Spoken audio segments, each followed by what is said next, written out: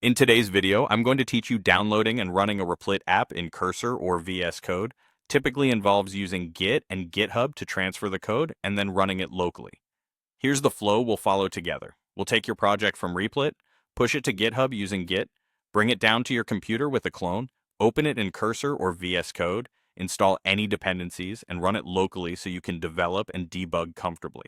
Start in your Replit project.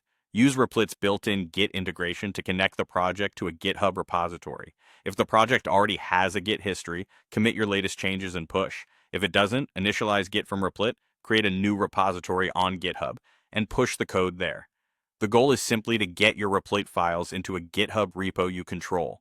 On your computer, make sure Git is installed and you're signed in. Open your terminal, navigate to the folder where you want the project to live, and clone the repository from GitHub using the repository's HTTPS URL.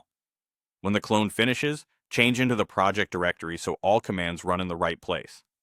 Next, open the project in your editor of choice. In Cursor or VS Code, use Open Folder and select the cloned directory.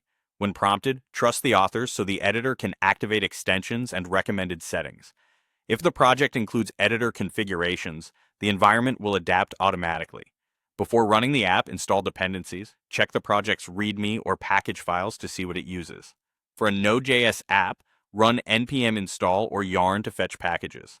For a Python app, install from requirements.txt with your preferred environment setup. Other ecosystems work similarly. Follow the tool chain indicated by the files in the repo.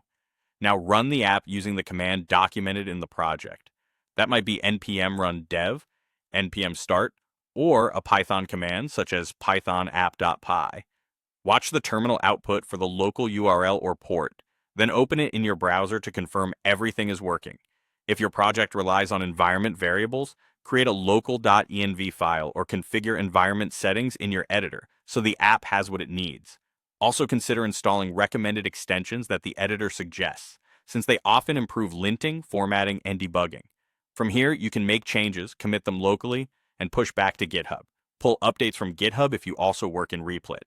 With this Git-centric workflow, moving between Replit and Cursor or VS Code stays smooth and reliable, and running the app locally becomes straightforward.